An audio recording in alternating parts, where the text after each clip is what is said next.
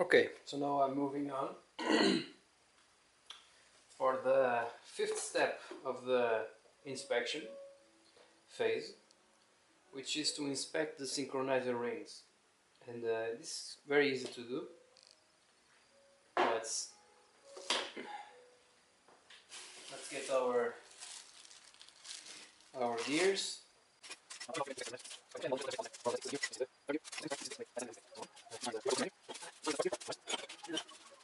This here is a fourth, so no gear because the input shaft is the fourth gear.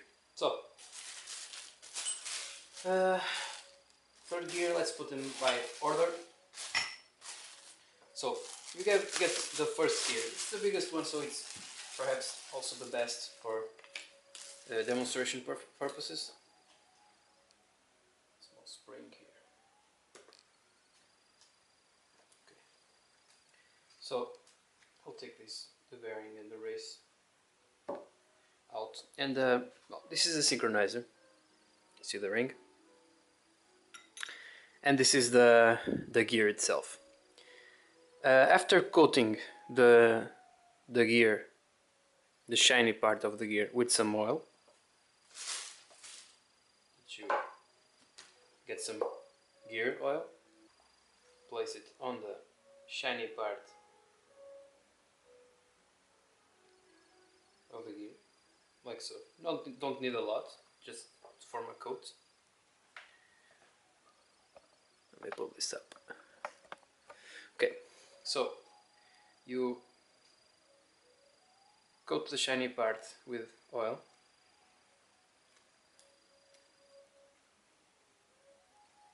And get your synchronizer ring, place it over the shiny part, like so.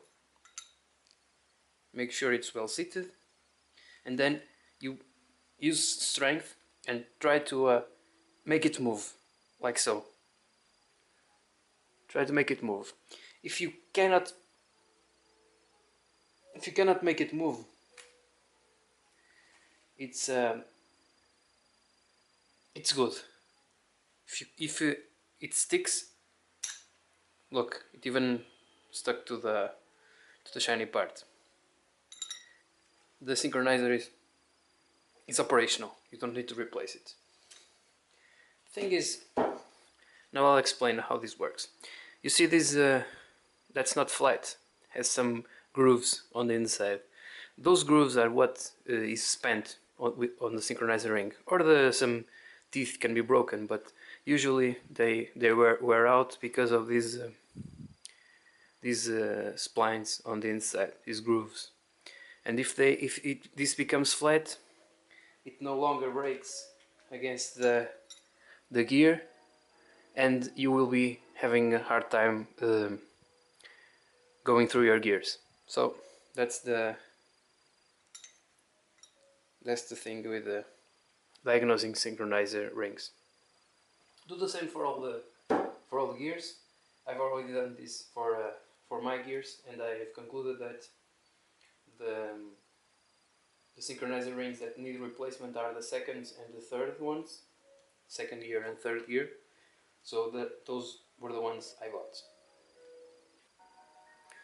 The manual also states that you should measure the clearance between the synchronizer and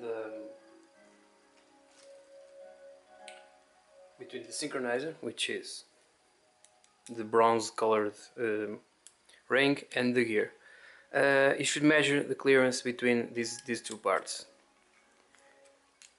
in this place here, and that the minimum clearance should be 0.8 millimeters, and the standard clearance is between 1 and 2 millimeters. So I will measure the clearance in this gear with the 1 millimeter blade from my feeler gauge. So it is well within clearance. So no problem there, at least in this gear. To demonstrate the difference between a working synchronizer ring and a worn out synchronizer ring, which is the second one in this case, this car has had a a worn second gear synchronizer. You can, well, in the camera you don't see that well, but in this case the grooves are quite worn. You can see it's too shiny, so more flat surface there. And when you place the synchronizer on the gear, if you get the 0.8 blade, 0.8 millimeter blade, which is the minimum clearance, you will see that you cannot get the 0.8 blade in there. So that's because the material that was inside this on the inner part of this synchronizer ring is gone. So now the synchronizer can go closer to the gear. That's why you cannot get the blade in there. So this synchronizer is garbage, and we will continue with our measurements. This is the third gear, and you can see when I try to move this is also worn. This synchronizer ring is also worn. When I try to brake to pull it towards the gear, it still has relative movement. It moves relatively to the gear very easily. So no braking action here. This is gone. Also, if I try to measure the gear, the clearance between the synchronizer ring and the gear using my 0.8 blade, which is the standard clearance. Let's see. This, you can see, grab it, hold on it tightly, and try to insert the blade there. There's no way the blade goes in there. So this is clearly worn out, and I also bought a new synchronizer ring for the third gear. So that's it for the third gear. Now this one is the fourth one, the fourth gear. In order to measure any clearances, you have to get the input shaft. Here's the input shaft, and then you have the. Okay. So here's the fourth gear's synchronizer ring. Get this and the input shaft, and put some oil on this.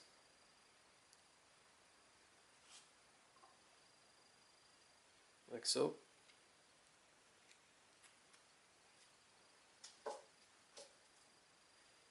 And then get your synchronizer and try to move it. You can see there's no way it moves. And if you measure the clearance using the thickest blade, which is 1 millimeter, it goes in there and it still has some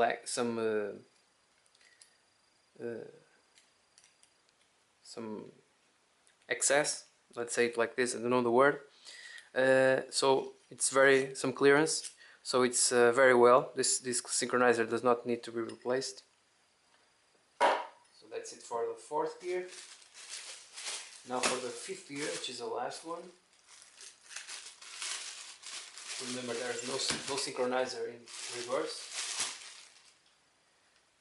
So for the fifth gear,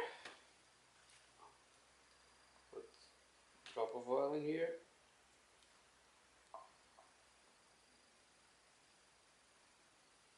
This way. And place your synchronizer. And there's also no way this moves. It even makes a popping sound when you try to remove it after you press it in. So this is quite well. Now the clearance. Let's measure the clearance. It's also very well. There is some slack here. That's the word I was looking for. There's some slack here. So this synchronizer ring does not need to be replaced also. So very good. So I think that's it for the synchronizer ring diagnostics, and Now we move on to the hub sleeves. Hub sleeves and forks, which is the 6th step of the manual.